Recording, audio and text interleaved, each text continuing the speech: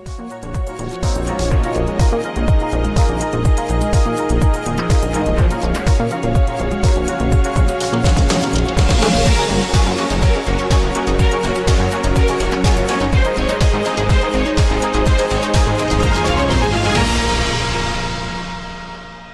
प्यारे देशवासियों, देश के 77वें स्वतंत्रता दिवस पर आप सभी को मेरी हार्दिक बधाई। ये दिन हम सब के लिए गौरवपूर्ण और पावन है। चारों ओर उत्सव का वातावरण देखकर मुझे बहुत प्रसन्नता हो रही है।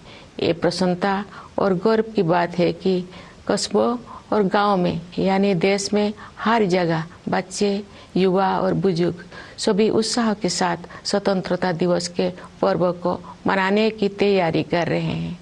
हमारे देशवासी बड़े उत्साह के साथ आज़ादी का अमृत महोत्सव मना रहे हैं। स्वाधीनता दिवस का उत्सव मुझे मेरे बचपन के दिनों की याद भी दिलाता है। अपने गांव के स्कूल में स्वतंत्रता दिवस समारोह में भाग लेने की हमारी खुशी रोके नहीं रुकती थी। जब त्रिरंगा फहराया जाता था तो हमें लगता था जैसे हमारी शरीर में बिजली सी दौड़ गई हो। देशभक्ति के गौरव से भरे हुए हृदय के साथ हम सब राष्ट्रीय ध्वज को सलामी देते थे तथा राष्ट्रगान गाते थे। मिठाइयाँ बांटी जाती थी और देशभक्ति के गीत गाए जाते थे जो कई दिनों तक हमारी मन में गूंजते रहते थे। ये मेरा सौभाग्य रहा है कि जब मैं स्कूल में शिक्षक बनी तो मुझे उन अनुभवों को फिर से जीने का अवसर प्राप्त हुआ। जब हम बड़े होते हैं तो हम अपने खुशी को बच्चों की तरह व्यक्त नहीं कर पाते, लेकिन मुझे विश्वास है कि राष्ट्रीय पर्व से जुड़े देशभक्ति की गहरी भावना में तनिक भी कमी नहीं आती है। स्वतंत्रता दिवस हमें ये याद दिलाता है कि हम केवल एक व्यक्ति ही नहीं है, बल्कि हम एक ऐसे महान जन समुदाय का हिस्सा है जो अपनी तरह का सबसे बड़ा और जीवंत समुदाय है। ये विश्व के सबसे बड़े लोकतंत्र के नागरिकों का समुदाय है।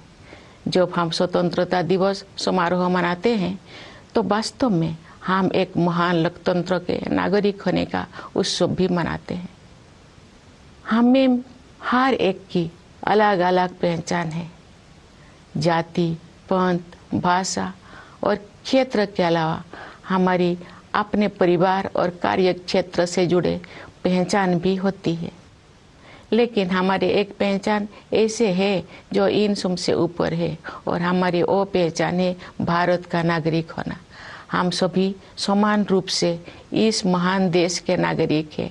हम सबको समान अवसर और अधिकार उपलब्ध है तथा हमारे कर्तव्य भी समान है, लेकिन ऐसा हमेशा नहीं था। भारत लोकतंत्र की जननी है और प्राचीन काल में भी हमारे यहाँ जमीनी स्तर पर लोकतांत्रिक संस्थाएं विद्यमान थी, किंतु लंबे समय तक चले उपनिवेशिक शासन ने उन लोकतांत्रिक संस्थाओं को मिटा दिया था। 15 अगस्त 1947 के दिन देश ने एक नया सपेरा देखा। उस दिन हमने विदेशी शासन से तो आज़ादी हासिल की है, हमने अपनी नियति का निर्माण करने की स्वतंत्रता भी प्राप्त की। हमारी स्वाधीनता के साथ विदेशी शासकों द्वारा उपनिवेशों को छोड़ने का दौर शुरू हुआ और उपनिवेशवाद समाप्त होने लगा। हमारे द्वारा स्वाधीनता के लक्ष्य को प्राप्त करना तो महत्वपूर्ण था ही, लेकिन उससे भी अधिक उल्लेखनीय है हमारे स्वाधीनता संग्राम का अनोखा तरीका। महात्मा गांधी तथा अनेक असाधारण एवं दूरदर्शी विभूतियों के नेतृत्व में हमारा राष्ट्रीय आंदोलन अद्वितीय आदर्श से अनुप्राणित था। गांधी जी तथा अन्य महानायकों ने भारत की आत्मा को फिर से जगाया और हमारी महान सभ्यता के मूल्यों का जन जन में संचार किया। भारत के ज्वलंत उदाहरण का अनुसरण करते हुए हमारे स्वाधीनता संग्राम की आधारशिला सत्य और अहिंसा को पूरी दुनिया के अनेक राजनीतिक संघर्षों में सफलतापूर्वक अपनाया गया है। स्वतंत्रता दिवस की पूर्व संध्या पर मैं भारत के नागरिकों के साथ एकजुट होकर सभी ज्ञात और अज्ञात स्वतंत्रता सेनानियों को कृतज्ञतापूर्वक श्रद्धांजलि अर्पित करती हूँ। उनके असंख्य बलिदानों से भारत ने विश्व समुदाय में अपना स्वाभिमानपूर्ण स्थान फिर से प्राप्त किया। मातंगिनी हाजरा और कनकलता बरुआ जैसे वीरांगनाओं ने भारत माता के लिए अपने प्राण निछावर कर दिया। माँ कस्तूरबा राष्ट्रपिता महात्मा गांधी के साथ कदम से कदम मिलाकर सत्याग्रह के मार्ग पर चलती रही। सरोजिनी नायडू, अमू स्वामीनाथन, रमा देवी, अरुणा आसफ अली और सुचेता कृपलानी जैसे अनेक महिला विभूतियों ने अपने बाद की सभी पीढ़ियों की महिलाओं के लिए आत्मविश्वास के साथ देश तथा समाज की सेवा करने के प्रेरक आदर्श प्रस्तुत किए हैं। आज महिलाएं विकास और देश सेवा के हर क्षेत्र में बढ़ चढ़कर योगदान दे रही हैं तथा राष्ट्र का गौरव बढ़ा रहे हैं। आज हमारी महिलाओं ने ऐसे अनेक क्षेत्रों में अपना विशेष स्थान बना लिया है जिनमें कुछ दशकों को पहले उनकी भागीदारी की कल्पना भी नहीं की जा सकती थी। मुझे ये देखकर प्रसन्नता होती है कि हमारे देश में महिलाओं के आर्थिक सशक्तिकरण पर विशेष ध्यान दिया जा रहा है। आर्थिक सशक्तिकरण से परिवार और समाज में महिलाओं की स्थिति मजबूत होती है। मैं सभी देशवासियों से आग्रह करती हूँ कि वे महिला सशक्तिकरण को प्राथमिकता दें। मैं चाहूँगी कि हमारी बहनें और बेटियाँ साहस के साथ हर तरह की चुनौतियों का सामना करें और जीवन में आगे बढ़ें। महिलाओं का विकास स्वाधीनता संग्राम के आदर्श में शामिल है। प्यारे देशवासियों, स्वतंत्रता दिवस हमारे लिए अपने इतिहास से पुनः जुड़ने का अवसर होता है। ये हमारे वर्तमान का आकलन करने और भविष्य की राह बनाने के बारे में चिंतन करने का अवसर भी है। आज हम देख रहे हैं कि भारत ने न केवल विश्व मंच पर अपना यथाचित स्थान बनाया है, बल्कि अंतर्राष्ट्रीय व्यवस्था में अपनी प्रतिष्ठा को बढ़ाया भी है। अपनी यात्राओं और प्रवासी भारतीयों के साथ बातचीत के दौरान मैंने अपने देश के प्रति उनमें एक नया विश्वास तथा गौरव का भाव देखा है। भारत पूरी दुनिया में विकास के लक्ष्यों और मानवीय सहयोग को बढ़ावा देने में महत्वपूर्ण भूमिका निभा रहा है। भारत ने अंतर्राष्ट्रीय मंच पर अग्रणी स्थान बनाया है तथा G20 देशों की अध्यक्षता का दायित्व भी संभाला है। चूंकि G20 समूह दुनिया की 2/3 जनसंख्या का प्रतिनिधित्व करता है, इसीलिए ये हमारे लिए वैश्विक प्राथमिकताओं को सही दिशा में ले जाने का एक अद्वितीय अवसर है। G20 की अध्यक्षता के माध्यम से भारत व्यापार और वित्त के क्षेत्र में हो रही निर्णयों को न्याय संगत प्रगति की ओर ले जाने में प्रयासरत है। व्यापार और वित्त के अलावा मानव विकास से जुड़े विषय भी कार्यसूची में शामिल किए गए हैं। ऐसे कई मुद्दे जो पूरे मानवता के लिए महत्वपूर्ण है और किसी भौगोलिक सीमा से बंधे हुए नहीं है। मुझे विश्वास है कि भारत के प्रभावी नेतृत्व के साथ G20 के सदस्य देश उन मोर्चों पर उपयोगी कार्रवाई को आगे बढ़ाएंगे। भारत की G20 की अध्यक्षता में एक नई बात यह है कि डिप्लोमेसी को जमीन से जोड़ा गया है। एक अंतर्राष्ट्रीय राजनयिक गतिविधि में लोगों की भागीदारी को प्रोत्साहित करने के लिए अपनी तरह का पहला अभियान चलाया गया है। उदाहरण के लिए ये देखकर मुझे अच्छा लगा कि स्कूलों और कॉलेजों में G20 से जुड़े विषयों पर आयोजित की जा रही गतिविधियों में विद्यार्थी उत्साहपूर्वक भाग ले रहे हैं। G20 से जुड़े कार्यक्रम के बारे में सभी नागरिकों में बहुत उत्साह देखने को मिल रहा है। प्यारे देशवासियों, सशक्तिकरण की भावना से युक्त इस उत्साह का संचार आज संभव हो पाया है, क्योंकि हमारा देश सभी मोर्चों पर अच्छी प्रगति कर रही है। मुश्किल दौर में भारत की अर्थव्यवस्था न केवल समर्थ सिद्ध हुई है, बल्कि दूसरों के लिए आशा का स्रोत भी बनी है। विश्व की अधिकांश अर्थव्यवस्थाएं नाजुक दौर से गुजर रही है।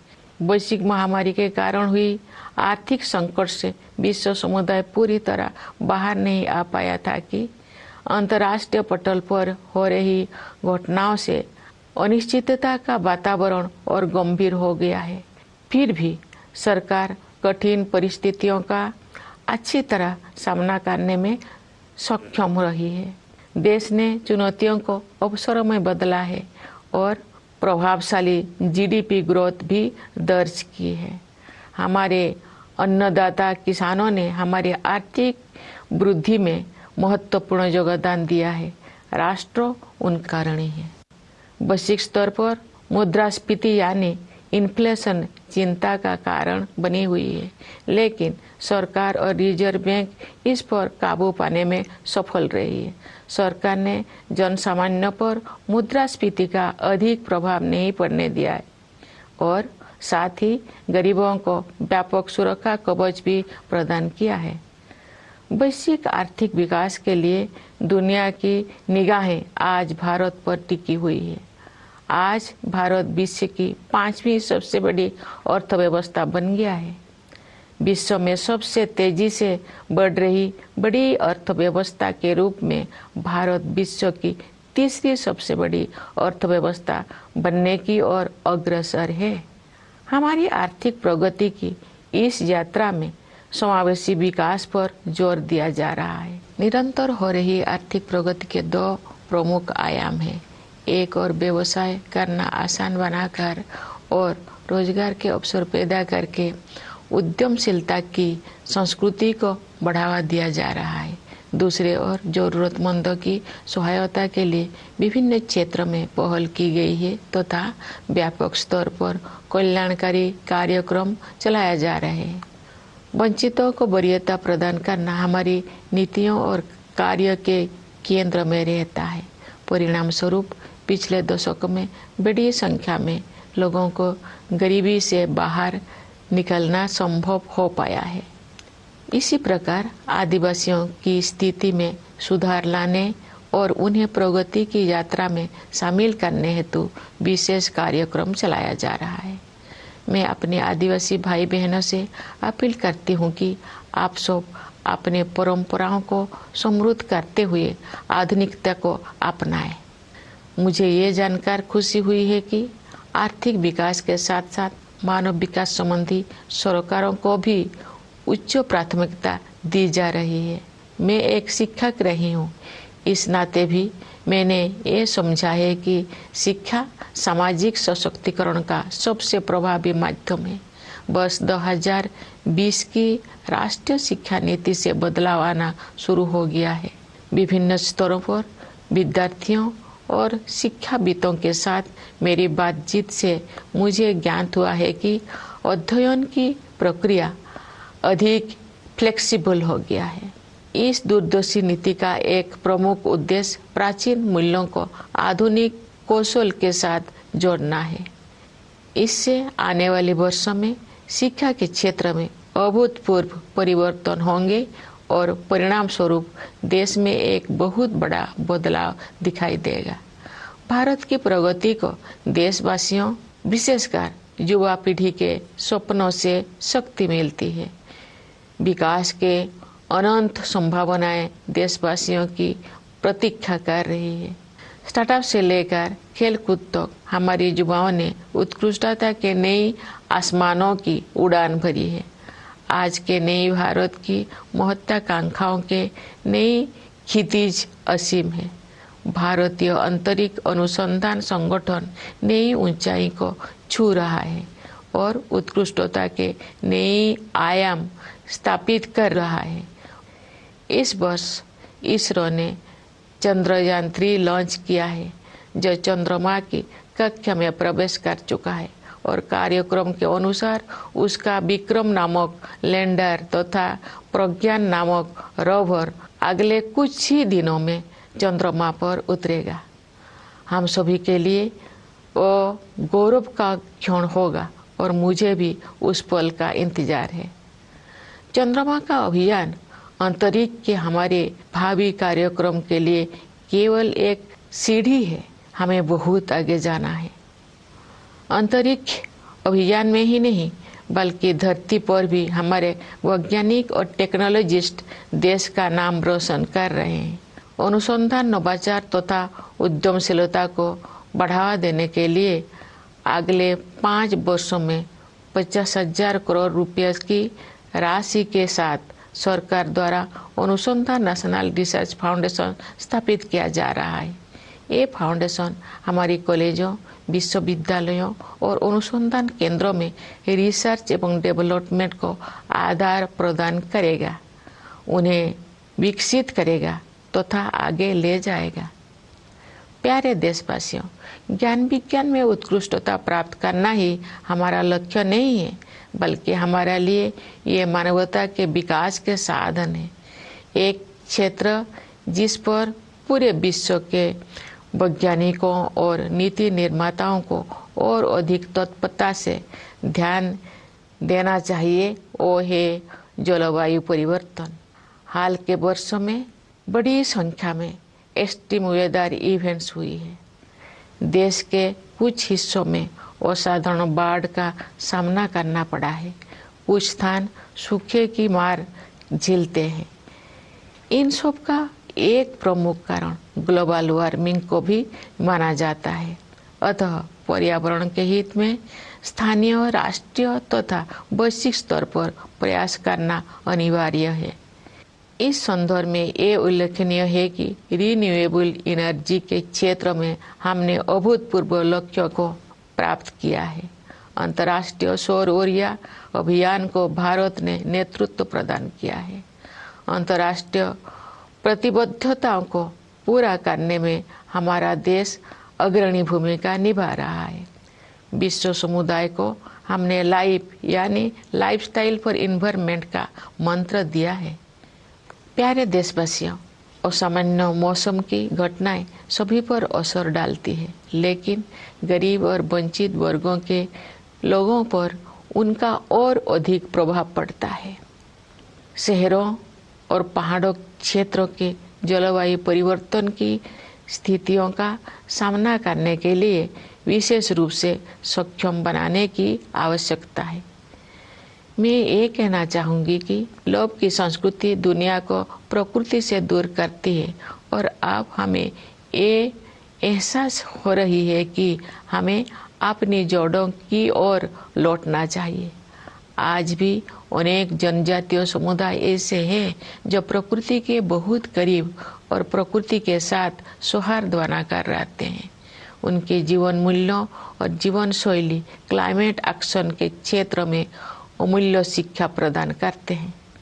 जनजातीय समुदायों द्वारा युगों से अपना अस्तित्व बनाए रखने के रहस्यों को एक शब्द में ही व्यक्त किया जा सकता है और शब्द है हमदर्दी। जनजातीय समुदाय के लोग प्रकृति को माता समझते हैं तथा उसकी सभी संतानों अर्थात वनस्पतियों और जीव जंतुओं के प्रति सहानुभूति रखते हैं। कभी कभी दुनिया में हमदर्दी की कमी महसूस होती है, लेकिन इतिहास साक्षी है कि ऐसे दौर केवल कुछ समय के लिए ही आते हैं, क्योंकि करुणा हमारा मूल स्वभाव है। मेरा अनुभव है कि महिलाएं हमदर्दी के महत्व को और अधिक गहराई से महसूस करती है और जो मानवता अपनी राह से भटकती है तो वे सही रास्ता दिखाती है।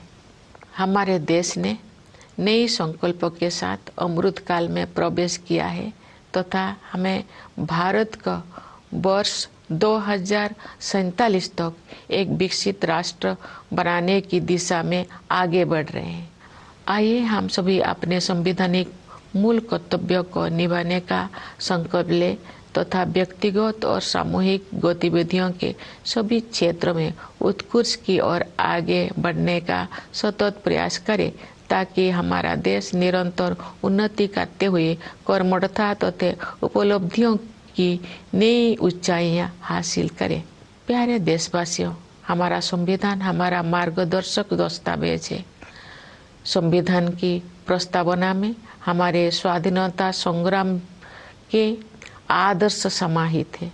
आइए हम अपने राष्ट्र निर्माताओं के सपनों को साकार करने के लिए सद्भाव और भाईचारे की भावना के साथ आगे बढ़े। स्वतंत्रता दिवस की पूर्व संध्या पर मैं पुनः आप सबको विशेष रूप से सीमाओं की रक्षा करने वाले सेना के जवानों, अंतरिक्ष सुरक्षा प्रदान करने वाले सभी बलों एवं पुलिस के जवानों तथा दुनिया के विभिन्न हिस्सों में रहने वाले प्रवासी भारतीयों को बधाई देती हूँ। सभी प्यारे देशवासियों को बहुत बहुत शुभकामनाएं। धन्यवाद। जय हिंद, जय भारत।